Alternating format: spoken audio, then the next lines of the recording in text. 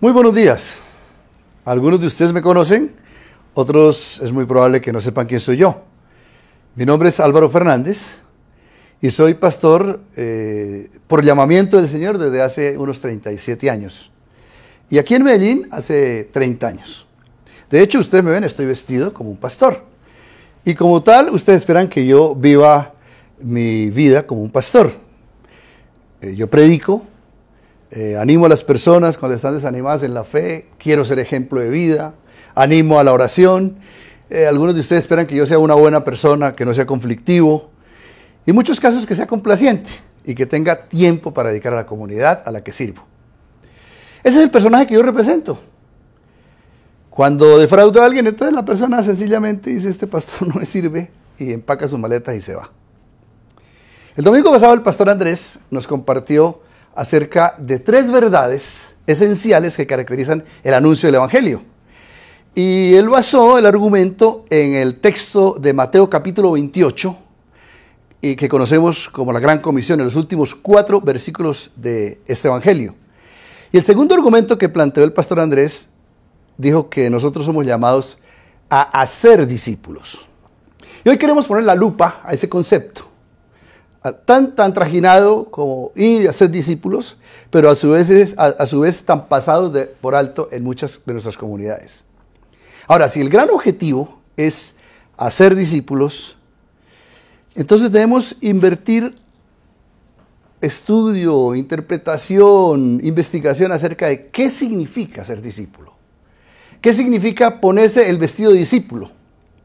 Más aún, para ser discípulos yo tengo que ser llamado, o tuve que ser llamado antes a ser discípulo, antes que ser pastor, que ser papá, que ser mamá, que ser siervo, que ser gerente. Como cada uno de ustedes representa seguramente alguno de estas realidades en sus propias vidas. Entonces, en esta mañana, antes de compartir el texto, yo quiero despedirme de lo que soy. Y quiero ser un discípulo del Señor. Quiero pedirle al Señor que me ayude esta mañana a compartir desde mis entrañas lo que Él en esta semana y en estos días me ha estado hablando. Entonces, yo dejaré mis hábitos y los pondré por aquí.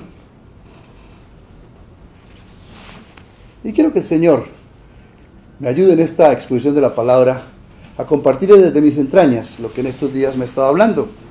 Y ustedes ven que aquí, entonces, tenemos otra persona. Es la persona que yo quiero ser, antes que todo.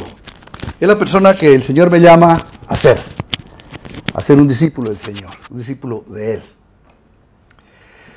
Si voy a ser discípulo, si voy a cumplir con la Gran Comisión, entonces tengo que enrumbar mi vida a trabajar en ella para que yo primeramente sea discípulo de Jesús. Soy discípulo. Y hoy revisaremos esta verdad fundamental por la cual Cristo vino a esta tierra. Cristo no vino meramente a salvarnos del infierno, vino a hacernos sus discípulos. ¿Qué significa de la manera más sucinta, más sencilla el concepto de ser discípulo, de discípulo más bien? Y la traducción del idioma original en que escribe la Biblia en el Nuevo Testamento, o que se traduce en el Nuevo Testamento, tiene que ver con un discípulo, es un aprendiz. Usted tiene que tenerlo en cuenta. Un discípulo significa ser aprendiz. Un discípulo de Jesucristo tiene que ser un aprendiz de Jesús. Ahora, por ser aprendiz, tiene unas implicaciones. Que hay un maestro y que hay un tiempo en que tiene que estar el discípulo con su maestro. Así Jesús, cuando llama a alguien, no le dice: vaya, consígase un libro y lea sobre la fe. Tampoco le dice: mire a su pastor. Tampoco le dice: mire, vaya y haga buenas obras. Tampoco le dice: invéntese una filosofía que se acomode en algo del cristianismo. Tampoco le dice: busque al Dios que todos supuestamente tenemos por dentro. Cuando busca a alguien le dice: sígueme, sígueme. Esto es: aprenda de mí, acérquese a mí, míreme a mí, pase tiempo conmigo. Ustedes recuerdan en el Evangelio, quizá de San Marcos, recuerdan en el capítulo 3, versículo Marcos capítulo 3, versículo 13, dice el Señor: después subió al monte y llamó así a los que él quiso y vinieron a él. Y estableció a 12 para que estuviesen con él. Nadie se gradúa de discípulo y necesita estar con Jesús todo el tiempo para poder caminar con él y andar como él anduvo. Siempre él como maestro nos rebasa. Pero en el Evangelio de San Lucas, en el mismo Evangelio que acabo de leer, en el capítulo 6, en el versículo 40, dice 6:40, dice: el discípulo no es superior a su maestro, mas todo el que fuere perfeccionado será como su maestro. El Señor nos desafía a llegar a la estatura de él. Y dentro de 8 días será el tema que vamos a masticar. Pero cuando lo leemos, encontramos la palabra se perfecciona, o sea, se completa. Implica que aunque no superamos al maestro, él quiere que nosotros caminemos intencionalmente para aprender, para avanzar, para llegar a la meta. Como dice en Hebreos, en el capítulo 11, en Hebreos capítulo 11, cuando después de presentar todo este plan de testigos tan increíbles de los héroes de la fe, dice, en el capítulo 12, perdón: por tanto, nosotros también, teniendo en derredor nuestro tan grande número de testigos, despojémonos de todo peso y del pecado que nos asedia, y corramos con paciencia la carrera que tenemos por delante, puesto los ojos en Jesús, el autor y consumador de la fe. Entonces, el discípulo acompaña, está con el maestro, el discípulo vive con él, el discípulo aprende de él, el discípulo camina con él, pone los ojos en el maestro, en este caso nuestro Señor Jesucristo. En aras de profundizar y aplicar lo que puede significar ponerse la camiseta soy discípulo, pues quiero que vayamos al Evangelio de San Lucas, que va a aparecer en este momento en su pantalla, capítulo 14, Lucas capítulo 14, un texto que quizá usted ya conoce, que lo he escuchado en otras oportunidades, pero es el texto que esta mañana quiere el Señor nos inspire, quiere el Señor nos bendiga, quiere el Señor nos confronte en nuestra propia vida. ¿Qué significado tiene para el Señor que usted se mienta como soy discípulo tuyo, Señor? No pertenezco al encuentro con Dios, no solamente soy un cristiano porque sí, aquí tiene que haber mucho más. La profundidad del texto bíblico, este es el evangelio que transforma el corazón del ser humano para hacerle discípulo de Jesús. Capítulo 14 del Evangelio de San Lucas dice así en los versículos 25 hasta el 33. Grandes multitudes iban con él y volviéndose les dijo: si alguno viene a mí y no aborrece a su padre y a su madre, e hijos y hermanos y hermanas, y aún también su propia vida, no puede ser mi discípulo.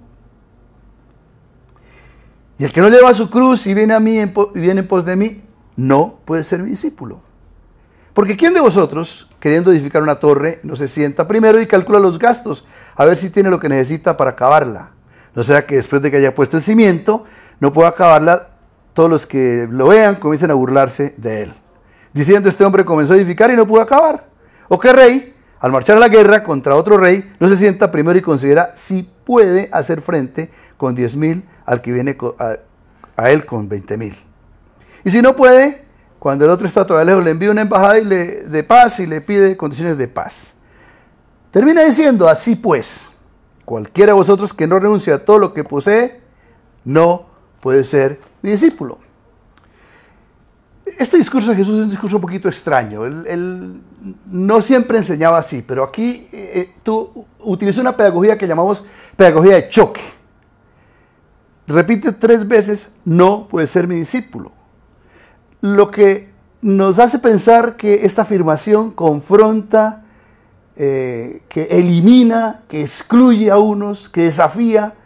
Entonces Jesús lo que está diciendo es, no todo el que me dice Señor, Señor, no todo el que viene a la comunidad cristiana, no todo el que tiene un título de cristiano o de evangélico, como quiera llamarse, es mi discípulo. Y en fin y al cabo, el objetivo del Señor es que usted y yo seamos discípulos. Entonces, Él nos confronta para decir, puede ser que personas, subjuntivo, sí, condicional, sí una persona, aunque haga cosas que parecieran de cristiano y no es mi discípulo, y no se identifica como discípulo y no es su esencia de discípulo, pues no tiene nada que ver conmigo, es lo que está diciendo.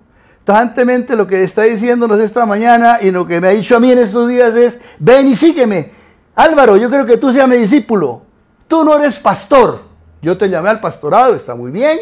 Tú no eres papá, yo te hice papá. Tú no eres mamá, yo te hice mamá. Tú no eres gerente, yo te hice gerente. Tú no eres comerciante, yo te hice comerciante. Tú no eres estudiante, yo te hice estudiante, posiblemente. Tú no eres profesional, es una alternativa en tu propia vida. Pero lo que yo anhelo y por lo que envía a Jesucristo a la tierra es para que tú seas mi discípulo. Ven y sígueme. En el texto leído en el Evangelio de Lucas encontramos, y esta es la tesis que esta mañana voy a desarrollar, 3 improntas, 3 marcas, 3 cicatrices, 3 huellas de un discípulo. La repito. En este texto encontramos 3 marcas, 3 improntas, 3 huellas, 3 cicatrices de un discípulo. O sea, esto es lo que le marca a usted. Usted al finalizar esta predicación puede decir, sí soy discípulo. O posiblemente me diré, Señor, no eres mi discípulo. Por eso, al utilizar las palabras impronta, marca, cicatriz, lo que quiero decir es que el Señor anhela de todo corazón labrar en su corazón, dejar una huella en el corazón suyo con el carácter de Él, plasmado en quienes nos decimos somos discípulos de Jesús. El problema cuando venimos a Cristo es que tenemos otras marcas, otras huellas, otras cicatrices con las cuales hemos vivido, otros anhelos, otras directrices de la vida, otros amores que hacen difícil que la obra de Dios se haga inmediatamente. Nadie llega al cristianismo limpio. Señor, yo quiero seguirte, yo quiero hacer todo lo que tú quieras, porque ya hemos hecho lo que nos ha venido dando la gana o lo que el mundo nos ha pedido. Por eso, Él nos mira y nos desafía. Si sigues viviendo con tus marcas, no puedes ser mi discípulo. Si no te vas a marcar sobre tus marcas, no puedes ser mi discípulo. Entonces, hablamos de 3 cicatrices, 3 improntas, 3 huellas que indican que nosotros somos discípulos de Jesús. La primera, y aparece ahí, tiene que ver con, la vuelvo a leer, grandes multitudes iban con él. Y volviéndose les dijo, si alguno viene a mí y no aborrece a su padre y a su madre, e hijos y hermanos y hermanas, y aún también su propia vida, no puede ser mi discípulo. Nos sorprende el que no puede ser mi discípulo, pero nos deja bastante incómodos el hecho de que si no aborreciere, además aborreciere a las personas que uno más quiere en la vida, papá, mamá, hijos, hermanos. Entonces la primera cicatriz que debe ostentar el discípulo es amar con exclusividad a Jesucristo. Óigame bien, amar con exclusividad a Jesucristo. Eso es lo que Él demanda, es la impronta que Él quiere poner. ¿Por qué? Porque Él la tenía en relación con su papá. Así fue el gran amor de Jesucristo. Su único amor fue su Padre. Así debe ser el amor nuestro por Él. Cuando tenía 12 años iba al templo y su mamá y su papá, María y José, le dicen, hijo, ¿por qué nos has hecho esto? ¿Por qué te fuiste de nuestro lado? Estamos muy preocupados. Y Jesús los mira, 12 añitos, y les dice, debo ocuparme en las cosas de mi Padre. Y luego al finalizar, estando en Getsemaní, cuando estaba hablando con su papá en la angustia, sudando gotas de sangre, compartiéndole el dolor que tenía, Padre, ¿es posible que no se haga mi voluntad, que no haga tu voluntad sino la mía? Y al final fue la consigna de él, hágase tu voluntad, Señor. Y lo que refleja tanto el principio de la vida de Jesús a los 12 años como el final de su vida es que él vivió bajo ese estigma. Yo quiero amarte, Señor, sobre todas las cosas. Padre, yo te he amado y te seguiré amando. Obvio que este texto no nos está llamando a odiar a nadie. Un discípulo no es para que odie, pero nos llama a hacer de nuestro corazón el lugar donde labra el Señor su nombre sobre toda otra persona. El corazón del discípulo es un corazón que está para su Señor, que está para Dios. Ahora uno sabe cuando está enamorado. Cuando está enamorado uno sabe, ¿cierto? El tiempo, los intereses, los gastos, lo que habla. Todo irá alrededor de ser amado. Y dice la palabra que Jesús, en el amor que le tenía al papá, se levantaba todas las mañanas y muy de temprano iba a buscar a su papá. Hay muchas cosas que podríamos analizar que marcarían el amor exclusivo, el mayor amor a Jesucristo. Pero déjeme hacer una sola aplicación esta mañana. Una sola que quiero que usted se la lleve en el corazón. ¿Qué significaría que usted ama verdaderamente con exclusividad a Dios? Y así puedes medir el amor tan importante que tienes o no tienes. Así podría decir el Señor esta mañana, ¿sabe que no eres discípulo? O sigue, eres discípulo, sigue trabajando en esto. Y tiene que ver con lo que dijo el rey David. Una cosa He demandado al Señor y esta buscaré, que esté yo en la casa de Dios todos los días de mi vida, para inquirir su templo y contemplar su hermosura. La pregunta es, ¿compartes diariamente tiempo con Él? ¿Le buscas en oración diariamente? ¿Lees su palabra diariamente? ¿Oyes su voz cada día? En esto, déjenme decirles de corazón, en esto calibramos verdaderamente si el amor para Dios es un amor exclusivo. Ese es el primer amor, antes que cualquier cosa. Conocerás cuánto amas a Jesús, cuanto más lo visites todos los días. Así el noticiero, el consejo de otros, el diálogo con otro, será aborrecible frente a su voz. Pregúntele a María, la hermana de Lázaro, ¿cuánto anheló oír la voz de su maestro? Y no le importó aborrecer los trastes, el bullicio de sus deberes, y se puso a los pies de él para oírle. Y ella, dice el Señor mismo, hablando de ella escogió la mejor parte, escogió ponerme en el centro de su corazón, porque ella amaba a Jesús más que a nadie. Entonces, soy discípulo, implicará un amor que excluye cualquier otra amenaza del amor hacia Él. ¿Encenderás tu luz temprano para oírle? Esto del amor no se puede quedar solamente en carretas. No se puede quedar solamente en que yo cierro los ojos y canto una canción y me siento como lleno de un poquito de emoción y ya pienso que es por eso le estoy amando. ¿Cuánto visitas al Señor? ¿Cuánto les cuentas tus cuitas? ¿Cuánta afectación hay en el oír y en el sentir que Él está hablando? ¿Dedicarás tus oídos a su voz cada día? Él seguirás preguntándote, seguirá diciéndote, ¿me amas más que a estos? ¿Me amas más que a tu propia familia? ¿Me amas más que a tus intereses, que a tus logros, que a tu carrera, que a tu novio, que a tu novia, que a tus hijos? Soy discípulo implicará amor exclusivo, amor de exclusividad primeramente para Él. Ser discípulo implicará amor exclusivo, amor de exclusividad primeramente para Él. Desarrollemos ahora la segunda cicatriz que debe ostentar un discípulo. Dijimos otra vez que hay cicatrices, huellas, que el Señor quiere marcar en nuestras vidas para ser discípulos y para decirnos si verdaderamente eres discípulo o no. Y tiene que ver con el versículo 27.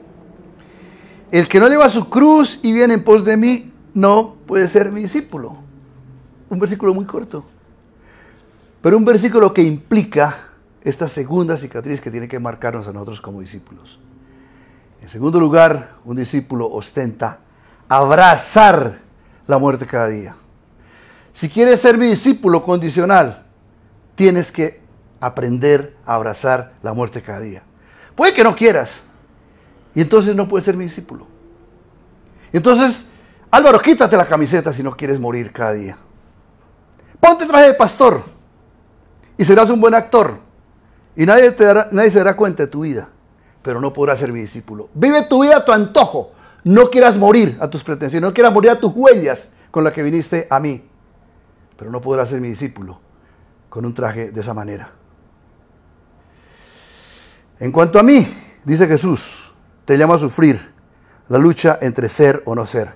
La muerte cada día para agradarle a Él o no agradarle. Aquí nuestra fe se hace dolorosa, como Él dijo. Si es posible, papá, pasa de mí esta copa. Esa tensión entre la voluntad de papá y la voluntad nuestra es la que hace que haya una cruz delante de nosotros. Una cruz que nos crucifica todos los días y nos hace abrazar la muerte. Y el papá no quiso quitarle esa carga. Y él va llorando a la cruz por ti y por mí. Él no estaba feliz. Dice que subió el gozo porque vio lo que venía. Subió con gozo a la cruz. Pero cuando va a la cruz estaba sufriendo. Nadie escuchado en la tierra que haya sufrido de la manera como sufrió Jesús, sudando gotas de sangre por la angustia y el dolor. Ser discípulo es abrazar la muerte para obedecer. Explico esto, ser discípulo es abrazar la muerte para obedecer. Es decir sí cuando nos dice sí. Es dejar cuando Él pide que dejemos.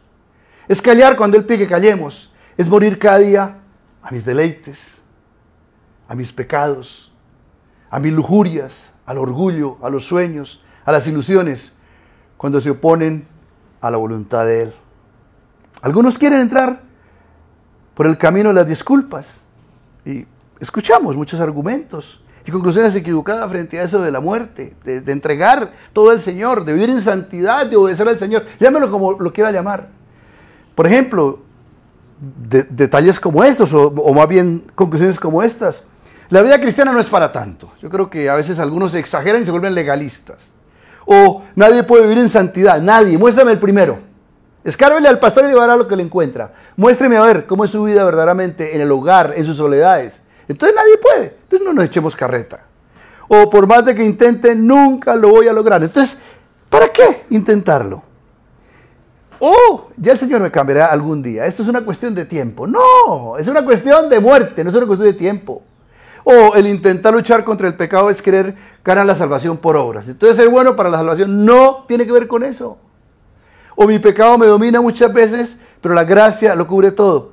En fin y al cabo, todos pecamos. O me daré la licencia hoy, porque al fin y al cabo no todo en mi vida es malo. Mira, la prueba es que estoy viendo este culto, esta celebración juntos. La prueba es que compartiremos la cena del Señor juntos. La prueba es que tengo algunas formas de alabar a Dios que todo el mundo ya sabe, algunos rituales. Pero dice el escritor de la Epístola de los Hebreos en el capítulo 12, versículo 4, porque aún no habéis resistido hasta la sangre combatiendo contra el pecado. Ese es un texto que nos invita a nosotros a abrazar la muerte. Y nos incita, nos demanda la muerte si queremos ser discípulos de Él. Si te vas a poner la camiseta de discípulo, hoy debes decir, hoy. Esto no es para mañana, no es para cuando usted tenga 20 años de cristiano, no es para cuando usted se vaya a morir, no es cuando usted sea más maduro. Hoy debes decidir abandonar esa práctica que ofende a Dios. Usted y yo sabemos. Dejar esa amistad o morir con el que te aleja de tu maestro. ¿Huirás de qué? Renunciar a tus sueños que no te acercan al Señor. ¿Te costará? ¿Y me costará y nos costará? Sí. Y dice el texto, todos los días. Es una cuestión diaria. Él no escondió que íbamos a sufrir. Estoy aquí parado predicando porque mi corazón sangra por decidir obedecerle. Este mensaje que el Señor me ha dado estos días, esta lucha con este mensaje me ha hecho sufrir, me ha hecho dolor, me ha hecho quitarme el hábito, el personaje de pastor para decir yo quiero ser discípulo de Jesús y esto me está costando fuertemente todos los días. Mírame a los ojos, mírame a los ojos. Esta camiseta no me la puse para impresionarte, para hacer un show. Me la puse para desafiarte a morir cada día en hacer la voluntad del Señor. Si la iglesia, el encuentro con Dios en el Poblado de Llano Grande va a cumplir su objetivo, el objetivo del Señor de ser discípulos de Cristo, nosotros cada uno, el oyente y el pastor que hay para aquí, tiene que aprender a morir todos los días a lo que es. Para que la impronta, el sello, la cicatriz del Señor sea la voluntad de Él. Me la puse para decirte que estoy abrazando mis muertes. Para hacer la voluntad de mi amado Señor Jesucristo. Estos días huelo quizá, como hacía mucho tiempo no olía, a cadáver para hacer lo que Dios me está pidiendo. Pongámonos la camiseta. Resistámonos, no nos resistamos al sufrimiento. Amemos el sufrimiento. Esto es una paradoja, esto no es entendible, esto pareciera carreta. Pero amemos el sufrimiento porque al final la palabra dice que haremos frutos. Frutos de arrepentimiento, frutos de decir, sí Señor. Y Él nos tenderá su mano. Y Él será glorificado con nuestras muertes de cada día. Y Él desde el cielo nos mirará y nos dirá por el Espíritu Santo, mírelo, otra muerte, para que tenga vida. Este aprendió a morir en esto y ahora está teniendo vida. La cruz que tenemos aquí detrás, nos espera para ser discípulos de Él. Esta es la segunda impronta. Winston Churchill, en mayo 13 del año 1940, dirigiéndose a la Cámara de los Comunes, exaltó el valor del ejército británico y desafió al pueblo a apoyarles en la Segunda Guerra Mundial, diciendo, si lo vamos a hacer, solo puedo ofrecerles sangre, sudor y lágrimas. Soy discípulo es abrazar la muerte que nos deja todos los días sangre, sudor y lágrimas, porque tenemos unas improntas muy fuertes a las cuales tenemos que luchar. Las improntas del pecado, de las costumbres, de las tradiciones, de los dichos, de la forma de pensar, de la forma de ver la vida, de la forma de caminar por esta vida. Abrazamos la muerte de nuestro Señor, como Él abrazó la muerte de su papá, y hoy vivimos por Él. Que tú tengas vida, porque eres un discípulo que aprendes a morir. 2 cicatrices hemos dicho en este momento.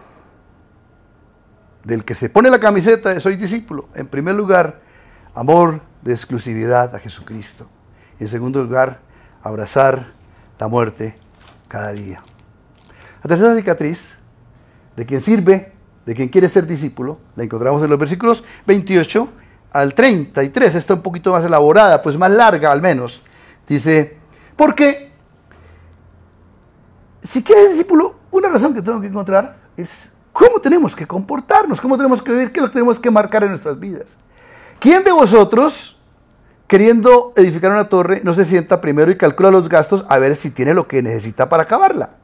No sea que después de que haya puesto el cimiento, no pueda acabarla y todos empiecen a burlar de él, diciendo este hombre comenzó a edificar y no pudo acabar. Segundo ejemplo. ¿O qué rey, al marchar a la guerra contra otro rey, no se sienta primero y considera si puede hacer frente con 10,000 al que viene contra él con 20,000? Y si no puede, cuando el otro todavía está lejos, le envía una embajada de paz y le pide condiciones de paz.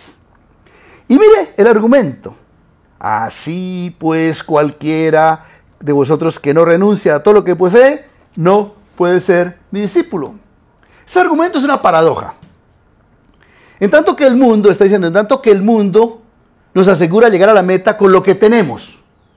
Así el que va a construir una torre, calcula los gastos, mira cómo tiene materiales, los cimientos están bien puestos y la inicia, si todo está bien. Hace un presupuesto. Esa es la lógica del mundo y es correcto. El que va a la guerra mide su capacidad de su ejército para ver si gana o no gana, y si no, pues no. Por eso Maduro se le corrió a los Estados Unidos, porque lo acaban en la Primera Guerra. Pero el discípulo, al final dice, pero el discípulo renuncia a sus fortalezas para depender de su maestro. Entonces la tercera cicatriz que ostenta el discípulo es arriesgarse a depender de su maestro. Arriesgarse a depender de su maestro. El gran arriesgado fue Jesús. Él nos puede hablar de riesgos. Si hay alguien que corrió riesgo fue Jesús. Mire, se despojó de su deidad. Filipenses capítulo 2. Allá pueden nosotros el sentir que hubo en Cristo, el cual siendo en forma de Dios no estimó el ser igual a Dios como cosa que aferrarse, sino que se despojó, se quitó y se hizo hijo de Dios, se hizo discípulo, aprendiz del Padre si usted quiere, porque aprendió la obediencia con él. Luego no solamente se despoja, se expone a la tentación con lágrimas. Ay, tan fácil que leemos el capítulo 4 del Evangelio de San Mateo. Que viene Satanás y le dice, mire, si tú quieres comer, haz pan. Entonces Jesús le responde ya rapidito, no, yo podía hacer lo que quiera, pero no le va a parar bolas. Yo no me imagino lo que significó para Jesús cuando Satanás le pegó donde tenía que pegarle en las 3 tentaciones. Yo no me imagino el dolor de Jesucristo, las lágrimas que derramó, la angustia en el desierto. Solito allá, él con papá, pero renuncia a su poder y se quita el hábito del Todopoderoso y se expone a la tentación. Se arriesgó Jesús, es que se hizo cordero para el sacrificio, se dejó inmolar. ¿Ustedes saben qué significa eso? Jesús es el autor de la vida, nunca él había pasado ni conoció lo que significaba la muerte y ahora se mete en la muerte. Yo sé que eso es una especulación y lo compartí con alguien en estos días y me dijeron que era peligroso decirlo, pero lo voy a decir. Tanto el riesgo de Jesús y la pregunta es, ¿qué hubiera pasado si no lo levantan de la muerte? Un muerto no se puede levantar por sí mismo. Fue el poder del Espíritu Santo el que lo levantó y él arriesgó aún y fue a la muerte, cosa que era absolutamente desconocida para él. Y a la final, el último riesgo es aceptar el total abandono de su papá. Al final, terminando, en ese último estentor de la vida, dice que él encomendó su vida a su papá y le dijo, en tus manos encomiendo mi espíritu, como decir, aquí me jugué todo, Señor, dependo de ti, ahí me pongo en tus manos, me encomiendo a ti. He renunciado a todo, lo que dice Jesús. Confío en ti, aunque la realidad no me dé garantías. Y le pregunta con angustia, hay una angustia muy grande, Jesús, ¿por qué me has abandonado? Me estás dejando solo, estoy llegando al límite, papá. Él se arriesgó a depender solo de su padre. En él no había familia, en él no había poder, en él no había discípulos que lo acompañaran, y en lo que sí había era un asomo de total abandono. Solo le quedó depender de la misericordia de su papá y de la gracia de su papá, y a él encomendó su suerte final. Ahora Jesús nos pide a nosotros: usted quiere ser discípulo, cópieme a mí, aprenda de mí. A Jesús pide que nosotros arriesguemos a depender solo de él para todo en la vida. Esto no es fanatismo, pero eso es lo que él pide. Un discípulo no vive bajo los parámetros del mundo, que se asegura en todas las cosas que tiene, que ha recibido. Se asegura en que tiene un papá en el cual puede depender. El decir soy discípulo me tiene que impulsar a decir yo confío, aunque las circunstancias no me inspiren a hacerlo. Dejar las seguridades para depender de él es un voto de confianza que debe tener cada discípulo para honrar el nombre de su maestro. Es este el argumento que me viene a la mente en un texto en el libro de Esdras. Esdras estaba en la cautividad y entonces él decide, con la ayuda del rey, ir a echarle una mirada a Jerusalén que lo están reconstruyendo. Pero en el camino que tenía que recorrer hasta Jerusalén era un camino peligroso, había mucha guerrilla, había muchos asaltantes, había personas que asaltaban a la gente. Y entonces Esdras toma esta decisión, dice: este camino es difícil. Y publiqué, Esdras capítulo 8, versículo 21, y publiqué ayuno allí junto al río Ahava, para afligirnos delante de nuestro Dios, para solicitar de él camino derecho, para nosotros y para nuestros niños y para todos nuestros bienes.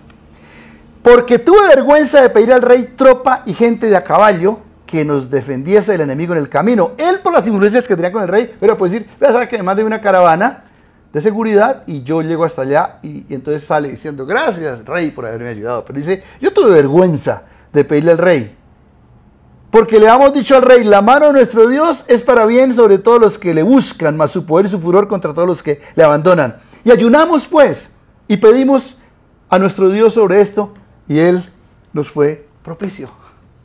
¡Qué belleza de texto! Esdras capítulo 8, nunca lo olvide. Cuando usted y yo tengamos la necesidad, el imperativo de arriesgarnos, de depender del maestro, arriésguese, porque en Dios él hace proezas, él nos ha prometido y él hará. Y te pregunto, y me pregunto a mí, ¿dejarás algunas cosas para depender del Señor? ¿Dejarás todo para depender del Señor? ¿Te arriesgarás a dejar que el maestro escoja a tu esposo o tu esposa? Niña que está soltera, joven que está soltero, ¿te arriesgarás a eso? ¿O eres tú el que lo vas a escoger? Porque no puedes arriesgar a depender del Señor. ¿Te arriesgas a dejar que Él provea el pan de cada día? ¿O te vas a meter en negocios ilícitos o te vas a meter en tu propia sabiduría? El Señor dice, y yo te proveeré. ¿Te arriesgarás a dejar que guíe en la decisión que hoy te está atormentando? ¿Que hoy es difícil de tomar? En estos días de reapertura, a los que estamos estudiando en estos días, como han escuchado en la oración que hizo el pastor Andrés, nos tenemos que arriesgar a depender de la dirección de Dios. Y eso implicará oración, implicará unidad entre nosotros. Hemos hecho ya reunión. Oír su voz en el ayuno, renunciar a los caminos obvios de nosotros, a los lógicos y a los comunes. Su camiseta y la camiseta mía no puede ser yo soy sabio en mi propia opinión. Yo soy discípulo que encomienda al Señor su camino. Y en esto hay un riesgo. Aunque Dios es todopoderoso, pero no esto hay un riesgo. Y es el riesgo que solamente lo completa la fe nuestra en Él. Es constructor de historias.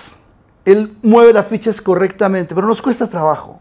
Ustedes se acuerdan de la historia de José, que fue vendido por sus hermanos como esclavo a Egipto. Y cuando al final de la historia vienen sus hermanos, ya había muerto Jacob, su papá, y entonces vienen sus hermanos muy angustiados y dijeron, este nos va a cobrar las cuentas, ahora sí que murió nuestro papá. Y vea qué belleza como responde José. Les dice en el último capítulo del libro de Génesis, en el versículo 20, vosotros, le dice a sus hermanos, pensasteis mal contra mí, mas Dios lo encaminó a bien para hacer lo que hoy vemos, para mantener vida a muchos de este pueblo.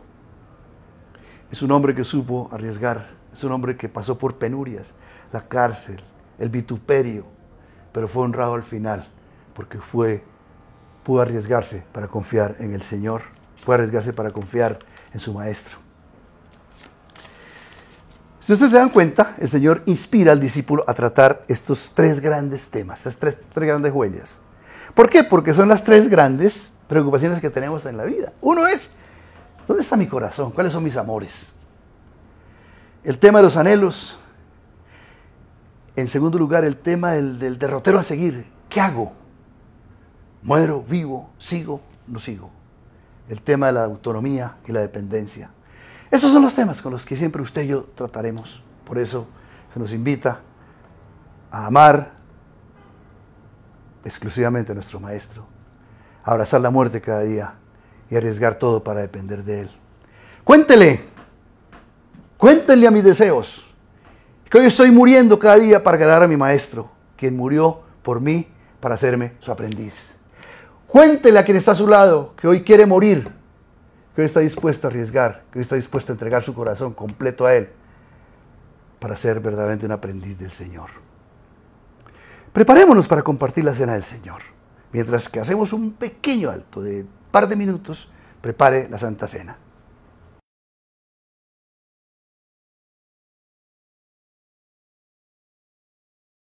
Este es un momento muy hermoso que nos recuerda justamente la muerte de Jesús, pero recuerda la vida de Él también, porque Él vendrá por segunda vez, como invitándonos a nosotros a las muertes de las que les hablé ahora un ratico. Pero recordemos la muerte de Él, que fue la muerte por nuestros pecados.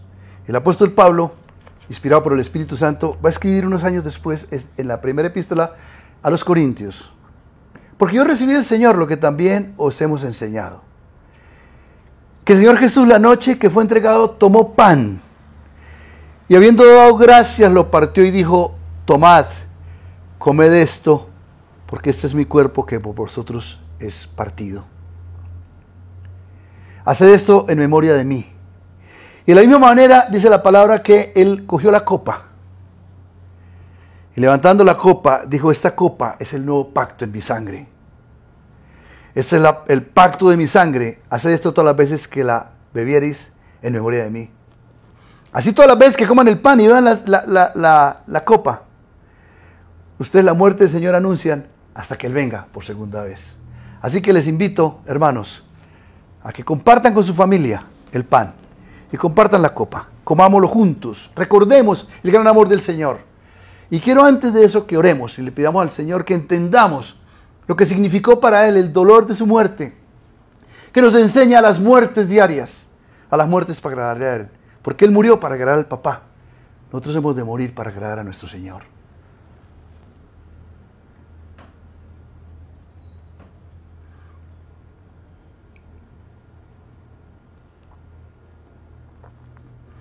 Padre, quiero agradecerte con todo mi corazón, porque tu cuerpo molido me recuerda que mi cuerpo depende de ti, que la eternidad mía, la resurrección dependen de ti, que nos arriesgamos a nuestra fe cristiana y vamos a una tumba sabiendo que un día nos levantarás, porque tú moriste y fuiste levantado.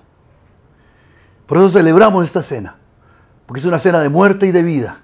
Es la dinámica, Señor, de esta cruz que está aquí detrás, marcada, tapizada, estrellada, con este hermoso letrero: resucitó. Y Padre, también tomamos la copa, en tu nombre, en el nombre de Jesucristo, acompañados por el Espíritu Santo.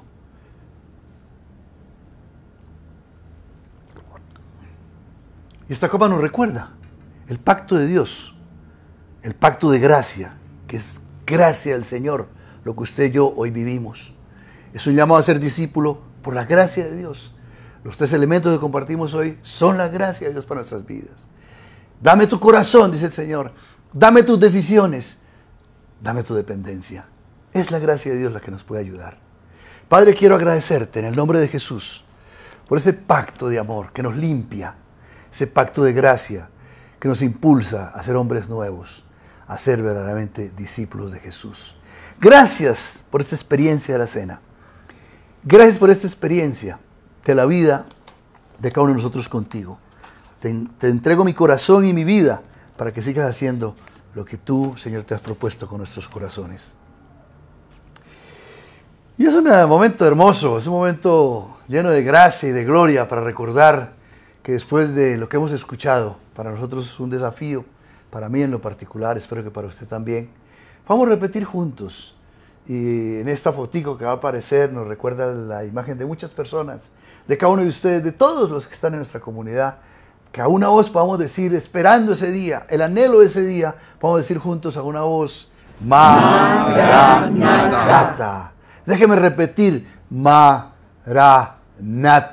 Que Dios nos bendiga y ahora esperemos la belleza de Encuentro Kids, este momento tan especial para los niños, donde podamos edificarlos, cuidarlos, amarlos y enseñarles la palabra, para que ellos un día también puedan decir, soy discípulo de Jesús. Que Dios les bendiga, que tengan un lindo día hoy.